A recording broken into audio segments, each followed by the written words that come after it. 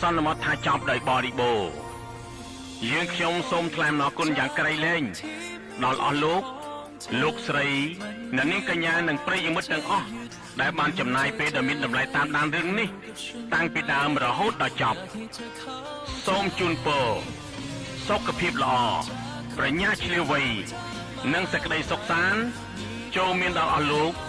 លោកស្រីអ្នកនាងកញ្ញានិងប្រិយមិត្តទាំងអស់គ្រប់ពេលវេលាសូមអរគុណអោកៅអើយจะមកពីណាចង់បែកតៃអូណាកៅអើយจะមកពីណាចង់បែកតៃអោកៅអើយจะមកពីណាចង់បែកតៃអូណាកៅអើយจะមកពីណាចង់បែកតៃអូយមើលមុខដូចនឹងទំនងរកបងគិតចង់ធ្វើអីស្គាល់កាលាប្រងហើយថ្លៃ